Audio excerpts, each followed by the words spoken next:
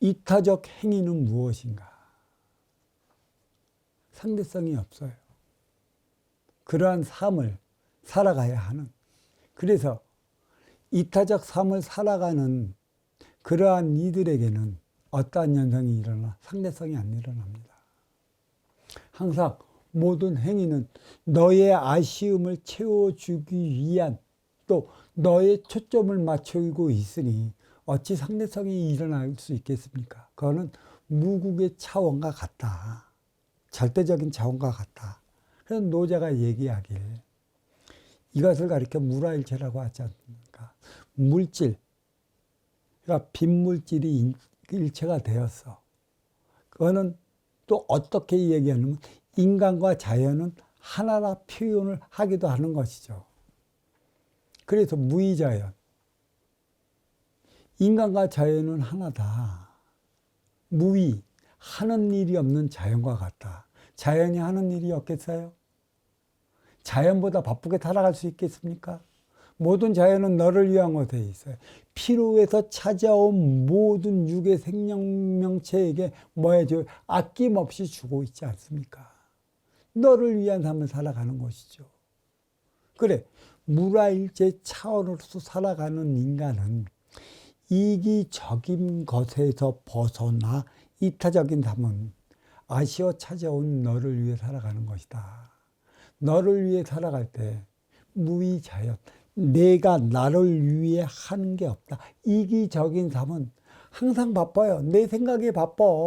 나를 위해 어떻게 이득을 보고 너보다 내가 더 가질라는 육생량 때문에 골머리를 쏟고 이로 인해 받는 게 스트레스고 또 이 스트레스는 결국은 육신의 병을 일으킨다는 얘기죠. 너를 위해 살아가야 한다는. 무의자연을 뜻하는 게 바로 여기에 있어요. 그래, 자유의지는 자유를 위한 열망인 것이라. 아울러 인간은 지극히 이기적인 이유를 여기에서 찾아볼 수 있다. 이기적인 것은 육생이다.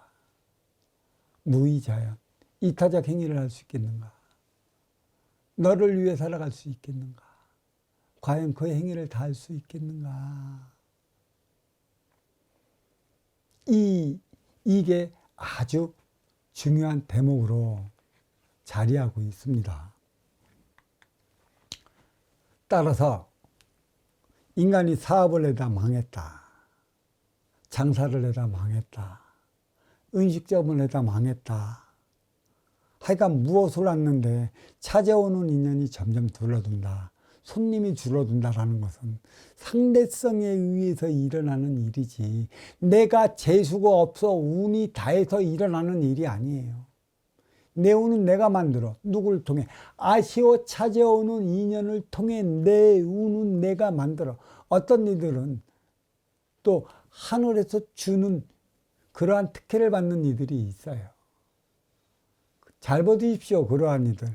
돈 잘못 쓰면. 일확천금 갑자기 주어지면 어떠한 삶을 살까? 어떻게 가는가? 그래 또 그 어떤 이들은 그래요. 육성량에 빠지면 나는 그러한 돈을 한 번이라도 만나보고 죽었으면 좋겠습니다라고 얘기하는 이들이 있어. 그런 이들에게는 절대 안 가. 절대 갈 수도 없고. 가면 받는 순간에 니는 자식도 부인도 형제도 부모도 없다라는 얘기라 이렇게 얘기 드릴 수 있어요. 육성량에 눈머는 게 인간이에요. 왜 눈멀까요? 인간성 때문에. 인간성을 조금이라도 함양시켰다면 그래도 부모, 형제, 자매, 처자식 외면하지는 않습니다. 이게 여기에 주는 것이죠. 왜 손님이 떨어질까? 왜 인연이 떨어질까?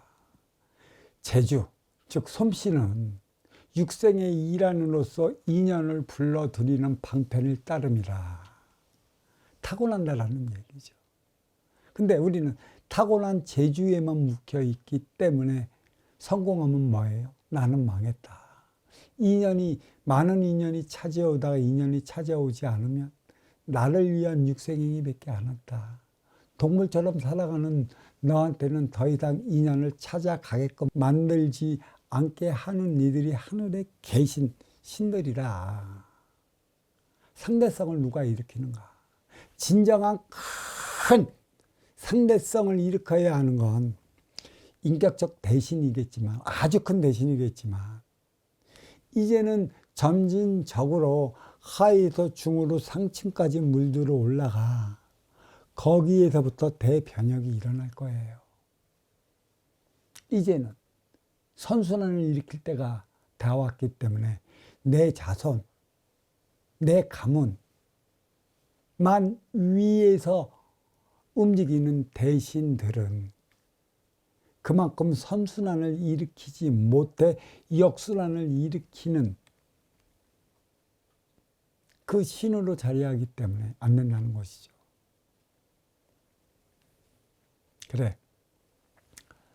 그 인생의 이한, 삶의 이로움이 있을 때 육생양 재주와 솜씨에 아쉬워 찾아오는 이들을 위해 이로움의 에너지를 부과시킬 수 있는 정신량을 머금었을 때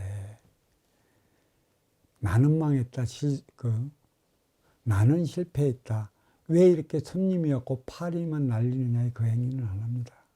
아무리 네가 뛰어난 솜씨를 갖고 있다 하더라도 너를 위해 살아갈 때 나를 위해 살아간다면 그에 따른 응당한 표적이 들어갈 것이에요. 재주에만, 일 안에, 육생 안에만 제발 매달리지 마십시오. 그 재주로 인연을 불러들였다면 그에게 이로운 만큼의 그 행위를 다해야지. 대접할 줄 알아야지. 나중에 나도 대접받는 것이지. 대접할 줄 모르니 그 대접받지 못하는 부메랑은 똑같이 받는다는 사실이에요. 이제 이게 우리 사회는 너무 길들여져 있어. 활동의 주체가 무엇인지, 운용의 주체가 무엇인지, 네가 왜 간판을 걸어놨는지, 내가 왜 간판을 보고 찾아갔는지 이 근본조차 모르고 있어요. 아무리 이 도시건 군이건 시건 면이건 인연이 찾아오지 않는다는 건 재주가 없고 능력이 없고 기운이 없어서가 아닙니다. 그곳에서 살아가는 인연이 인연 맞이할 줄 모르는 갑질을 하기 때문이라는 것이죠. 갑질은 활동의 주체가 안 합니다. 갑질은 운영의 주체가 하는 것이에요.